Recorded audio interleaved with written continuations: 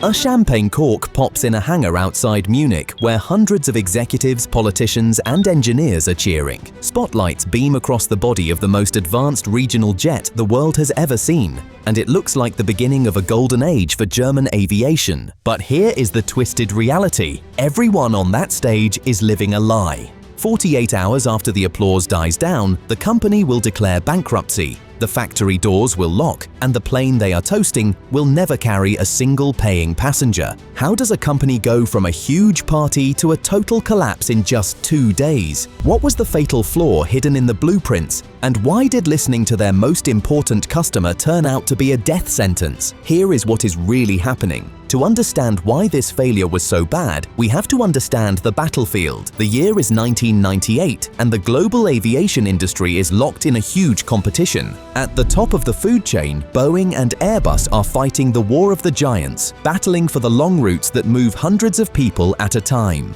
But down below, a new, vicious battleground is emerging, the market for 70 to 100-seat regional jets. For decades, if you flew from a small city to a major hub, say from Manchester to Frankfurt or Cleveland to Chicago, you were probably on a turboprop plane that was loud, shaky, and hated by passengers. Airlines needed a jet solution. Enter the current leaders, Bombardier from Canada and Embraer from Brazil. They had a solution, but it was a lazy one. They looked at their existing fleets of corporate business jets, planes designed for 6 or 8 rich executives, and they simply stretched them. The Bombardier CRJ and the Embraer ERJ were engineering trade-offs, essentially stretched private jets. If you have ever flown on one, you know the pain because the cabin is a narrow tube. The curve of the walls is so sharp that if you are in a window seat, you have to crane your neck just to sit up straight. The ceiling is so low that the overhead bins are tiny, meaning you have to check your carry-on bag every single time. It is a cramped, miserable experience, but for the airlines, these planes were money printers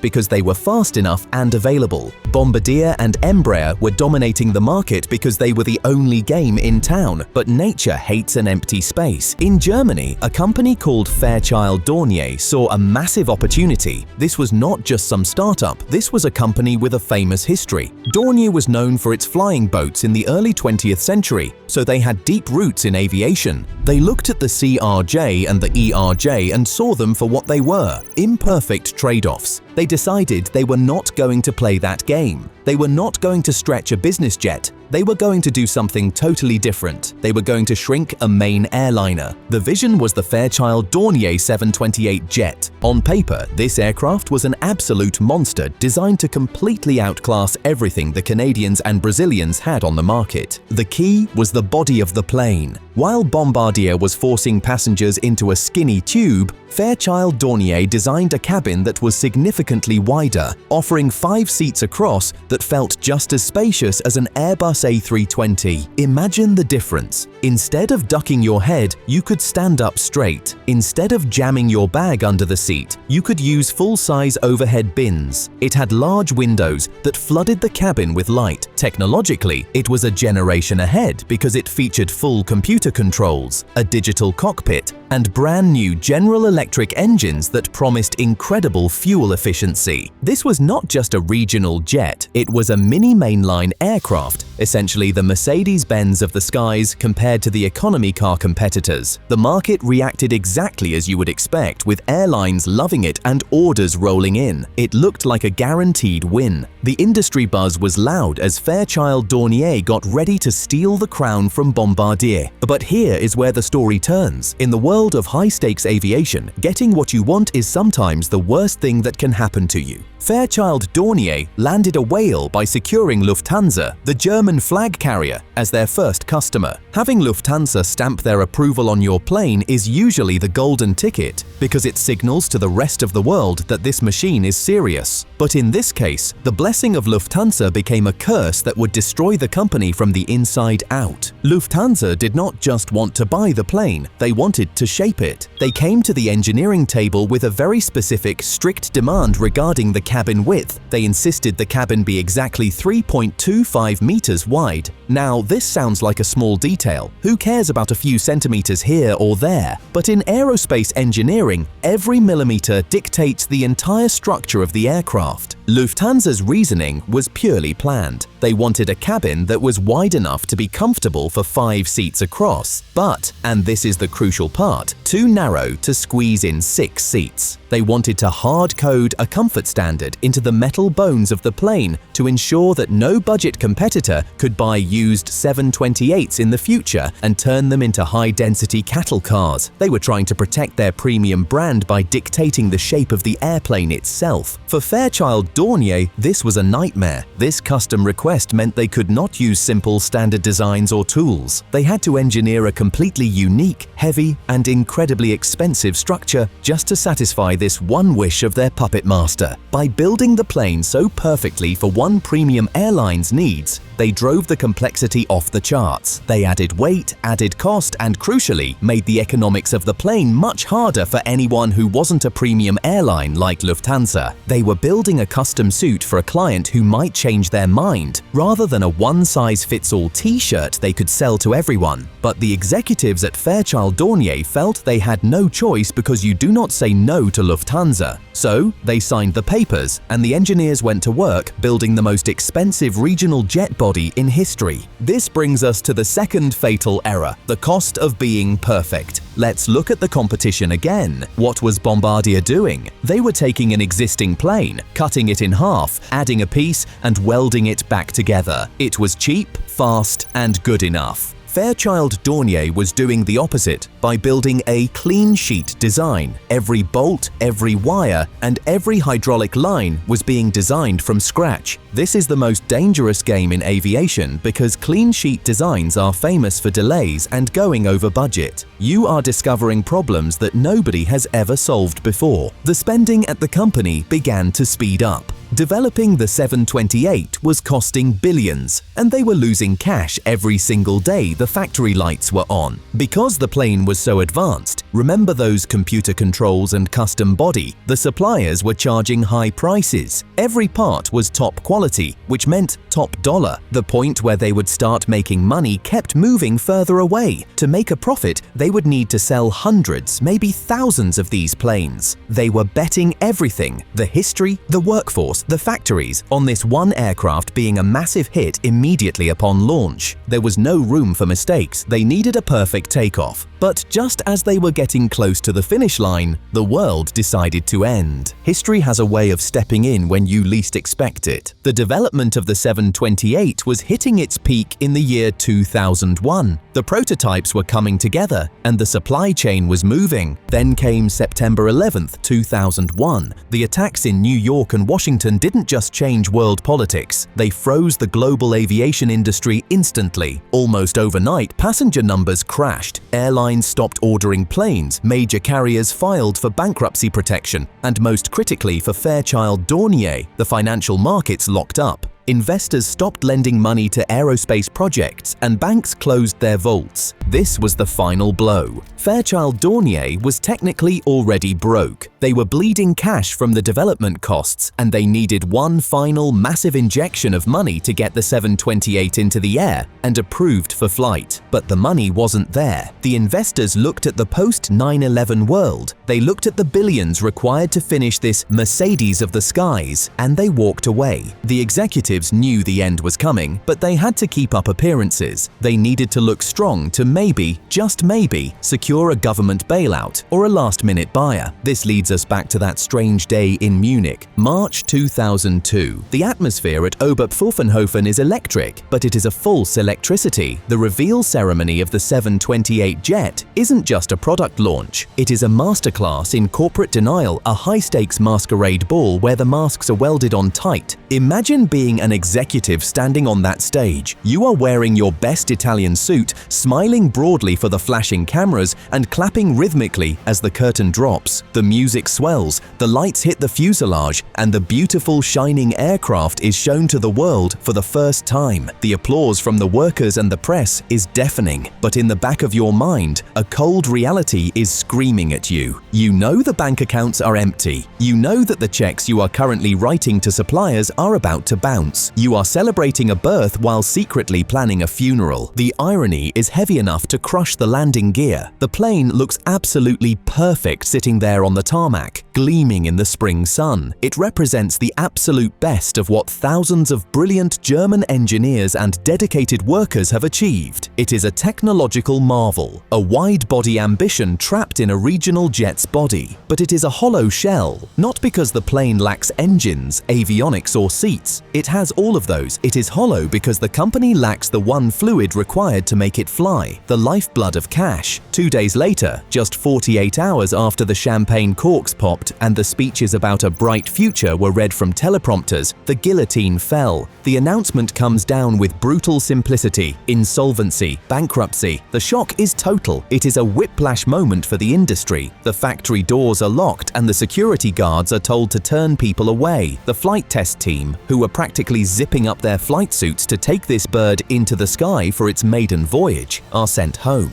The perfect plane was grounded before it ever had the chance to lift its wheels off the runway. The selling off process that followed was brutal, a chaotic scene, like vultures picking at a fresh carcass. The expensive tooling, the custom-built jigs that were designed specifically for that unique wide fuselage, were scrapped for the price of raw metal. The ideas, the patents, and the designs were scattered to the winds. And the prototypes, the real-life proof of billions of dollars of investment and millions of man-hours, they were treated like junk. They were put on the auction block alongside office chairs and staplers. One of the prototypes, known as Tactical Aircraft 1 or TAC-1, suffered the ultimate indignity. It was sold to the German Aerospace Center, DLR. They didn't want it to fly, they wanted it for structural testing, essentially to break it. The price? 19,000 euros. Think about that number for a second. Let it sink in. A complex, modern commercial airliner, a machine that cost billions to develop, sold for less than the price of a mid-range family sedan. You couldn't buy a decent Volkswagen Golf for that money, yet here was a jetliner going for pocket change. It is the ultimate shame,